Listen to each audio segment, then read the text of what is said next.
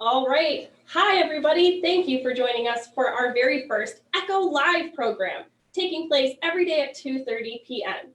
We at the Michigan Science Center are so excited to bring you some of our favorite science experiments that we do here on a daily basis. Now today, since it is St. Patrick's Day, and it's one of my favorite holidays, I figured we could do some colorful chemistry experiments together today. Now, I'll be counting on you guys in the chat to come up with some answers to some questions that I might have so that we can practice using that chat so I can make sure that I'm seeing your guys' responses. Go ahead and tell me in the chat right now, where are you watching from? I know we have some people coming to us from just down the street. Maybe you're at home from school looking for some fun science to do. Maybe tell me the name of the city that you're watching from and what grade you're in. We're going to use that chat feature throughout the program to answer science questions, maybe make suggestions, and then I'll also be checking to see if you guys have any questions at the end of our program today. So we'll be talking about colorful chemistry. Now in chemistry, we cover two main types of reactions or changes. We can talk about chemical changes and physical changes. And those are two very different processes. In chemistry, we're basically studying atoms and molecules, which are all around us all the time.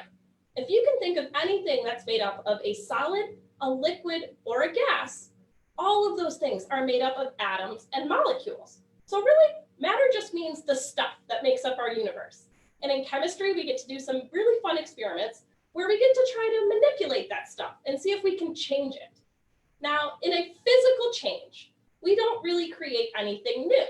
For example, if I were to take this piece of paper and I were to rip it in half, that's a physical change. At the end, it's still paper, just like we started with. I might have changed its size or its shape, but this is still paper. Now, we can think about physical changes in terms of other ways too, or in terms of other processes. We can think about how we change our states of matter. So if we're familiar with our solids, liquids, and gases, we might have also heard of the water cycle. We know that water can change from being a solid to a liquid to a gas only based on temperature. But we'll be using something really, really cold in order to show that off right here inside our distance learning studio. Now, the stuff that I brought with me today is made out of a substance that we experience all the time. If you're at home and you'd like to try something with me, go ahead and take a deep breath in and breathe out. We know that the gas in the air that we are looking to breathe in is oxygen, and that once our body has used up that oxygen for all of the different chemical processes inside our body, we exhale carbon dioxide. So I brought with me today some carbon dioxide, which sounds a little funny because if you look around the room right now, we're surrounded by carbon dioxide, but we really can't see it. We don't really get to experience it. If we want to be able to see carbon dioxide, we have to freeze it into its solid form. I have some of that frozen carbon dioxide here, which you guys might know as dry ice. So I have some important safety measures I should take when we're working with dry ice because number one, it's much colder than regular ice. In order to freeze water, it has to be about 32 degrees Fahrenheit. But to make dry ice or frozen carbon dioxide, it needs to be negative 109 degrees. For this reason, I'm going to go ahead and put on my safety goggles right now, and I'll leave these on for the whole program. Since we're working with chemistry, safety is always our #1 priority. So our dry ice is kept right here inside this styrofoam cooler. I'll also need to wear these protective gloves when I'm working with the dry ice, just so that I'm sure I don't accidentally give myself frostbite. This stuff is actually so cold that if I were to touch it with my bare hands, it could burn me. So I'll go ahead and I'll pull out some of this dry ice for everyone to see. Now, if you can see this dry ice when I zoom in on my glove, you'll notice that it looks a lot like regular ice. So it looks just like regular ice, but if I were to breathe some warm air onto these ice cubes, you notice a cloud starting to form. We call this stuff dry ice because it will never actually melt. Carbon dioxide doesn't like to exist as a liquid because it's so unstable. But if we take this dry ice and set it on the table, it would start turning directly from a solid into a gas. We call that sublimation. Now, I have an experiment that we can try going back to our colorful science. We said that this dry ice sublimating or turning into a gas is a physical change. We're starting with carbon dioxide in its solid form, and then we're just changing it into its gaseous form, which we experience all the time in the air around us. That's a physical change. We haven't created anything new. If we want to create something new or force this into a chemical change, we need to add another ingredient.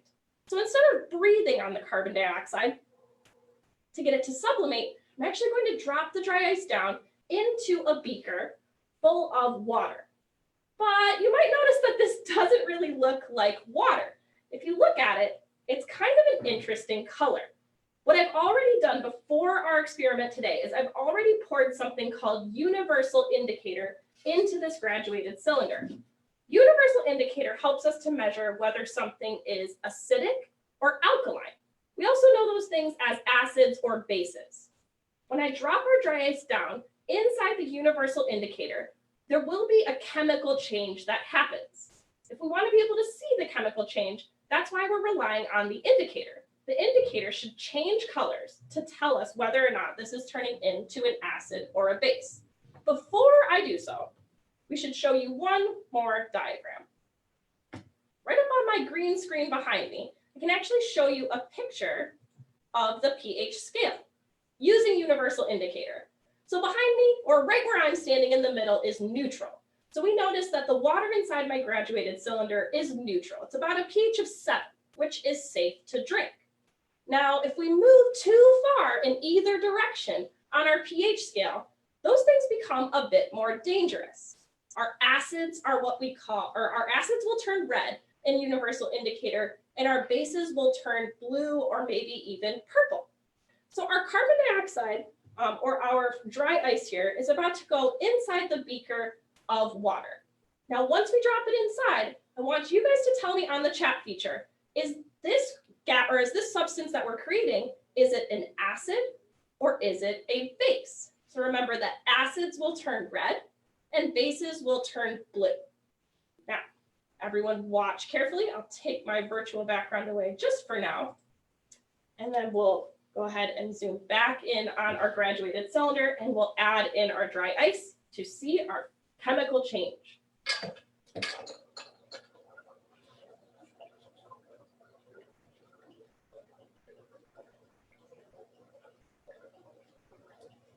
Now that our reaction is really going, you can see that we are definitely having a chemical change here. This dry ice is no longer just dry ice and water. We're actually creating something entirely new. So go ahead, in the chat feature, tell me, is this substance that we're creating, is it an acid or is it a base?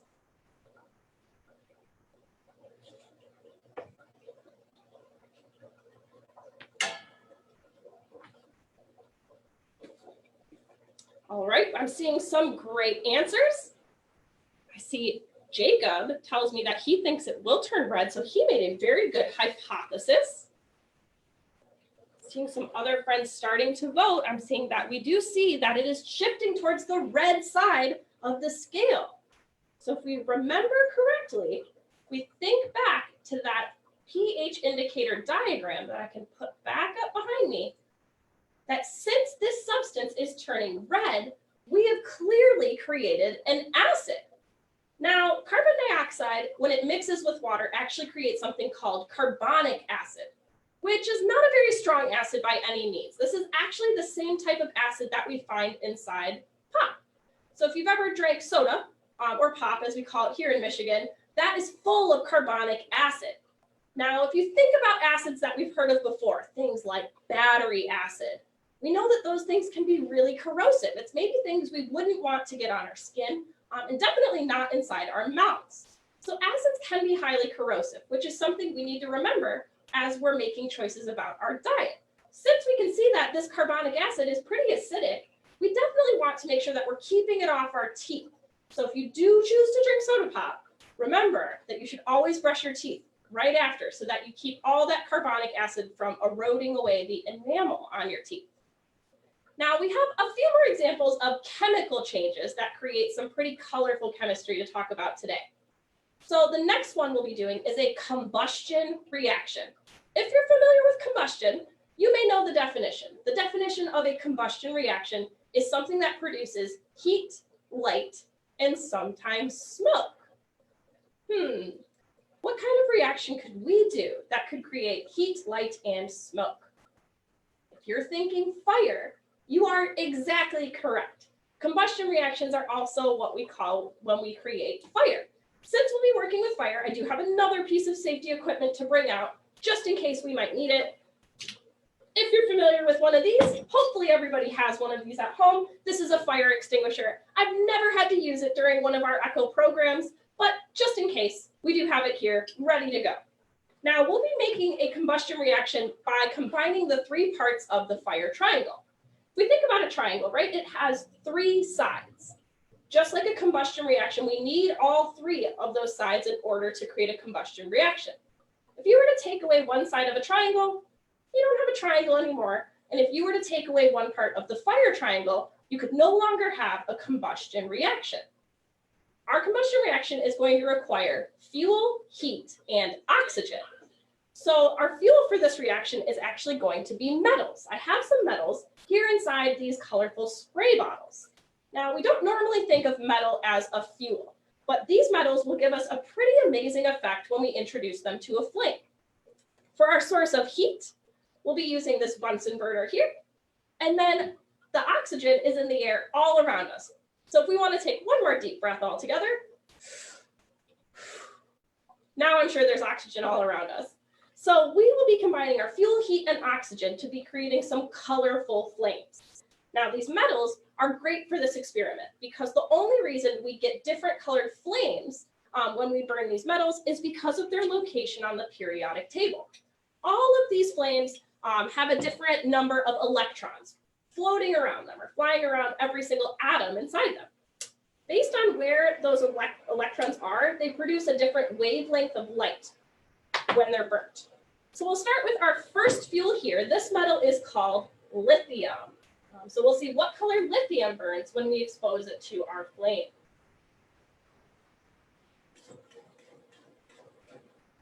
So you can see we get a nice, very pink, hot pink colored flame.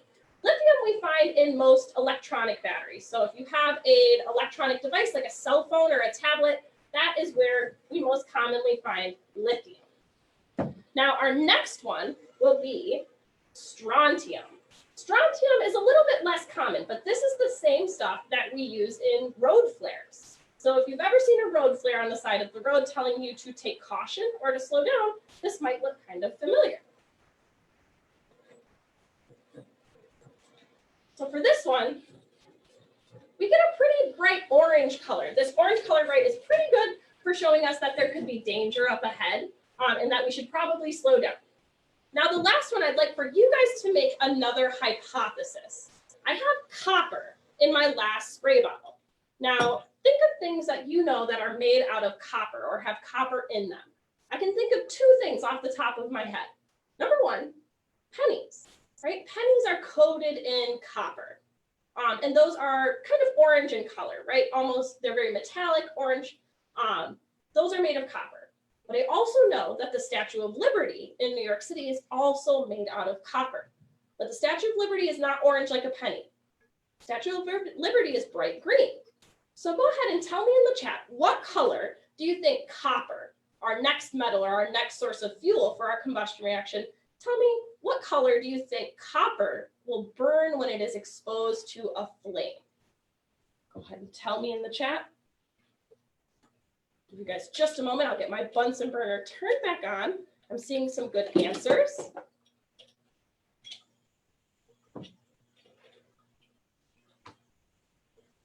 All right.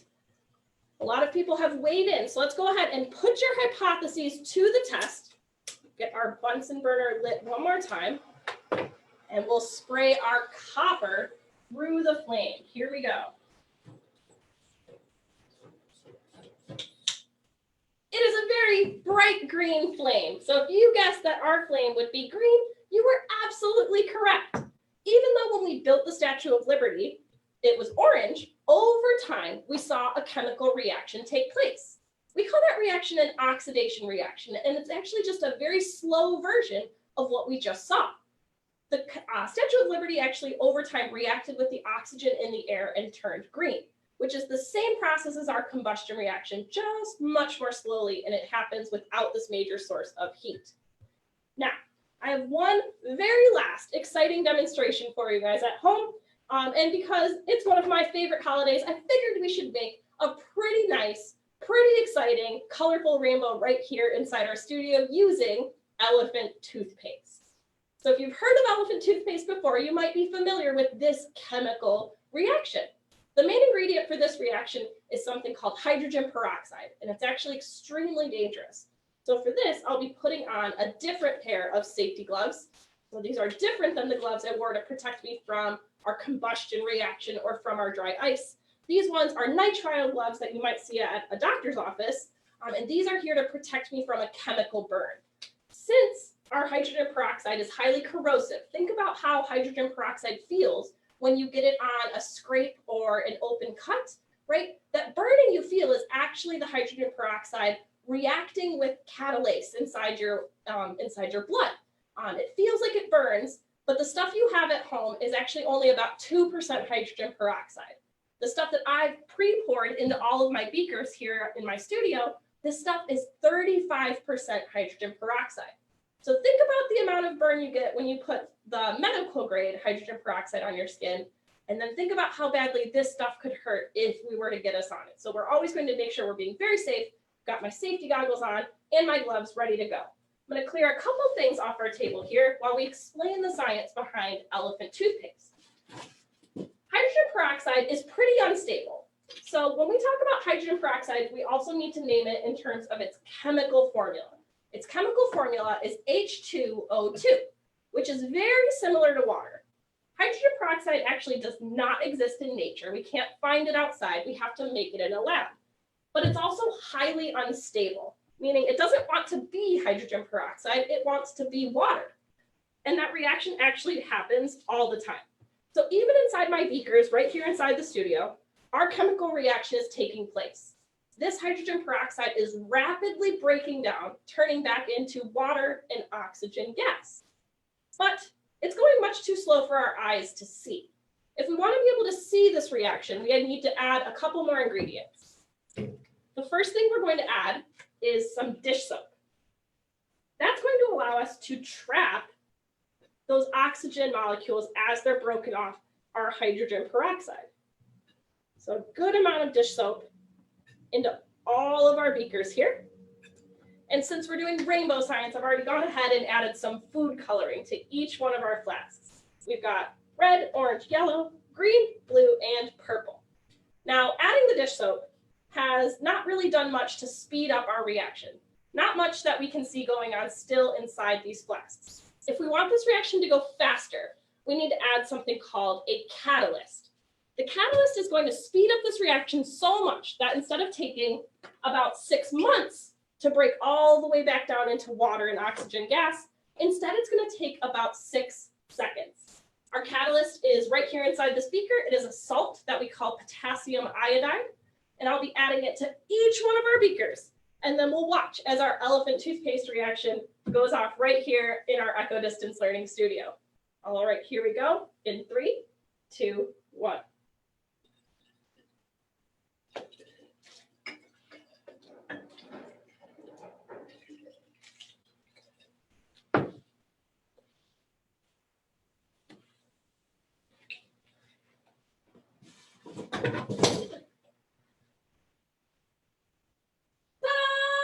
We've got a big steaming cloud of elephant toothpaste.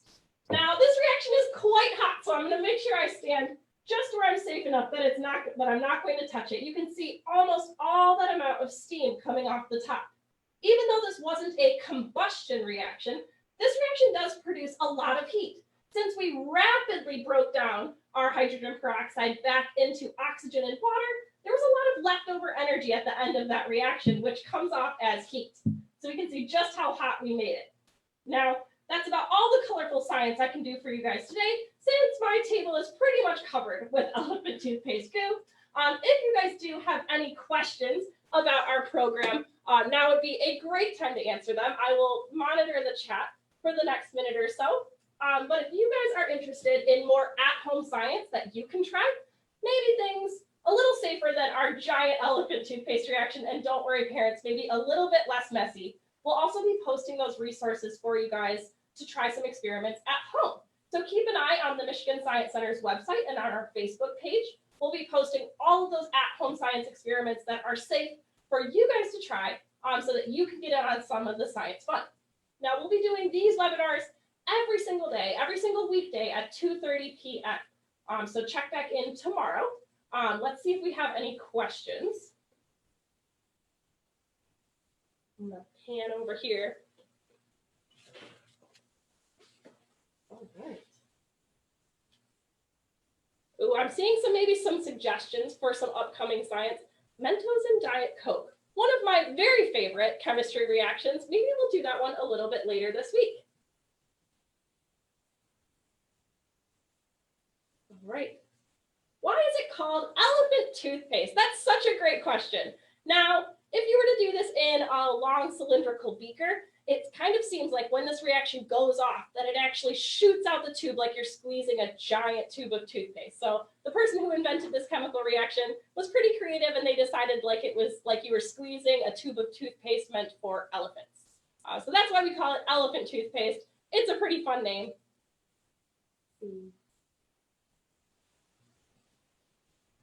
Why is this so cool? Because science is just the absolute best. We've got plenty of things for us to try here. So if you thought this was cool, you've seen nothing yet. Make sure you keep checking back this week to find more. We will keep an eye in our questions section of this video throughout the day. So if you guys do have any questions or suggestions for experiments that you might like us to try from here in our studio, we would love to do that for you guys. Thank you guys so much for joining us. Ooh, get my clicker here. And we also just want to say a quick thank you to all of our major sponsors of the Science Center. They are who keeps us going here, keep us bringing live programs to you guys, even though a lot of people are working from home, home from school. Don't worry, we've got plenty of science that we will keep sending out to you guys live every single day and posted to our website for you to try at home. So big thanks to the DTE Energy Foundation and all of our other major donors. Thank you guys so much, and we will definitely hope to see you guys later this week. Bye.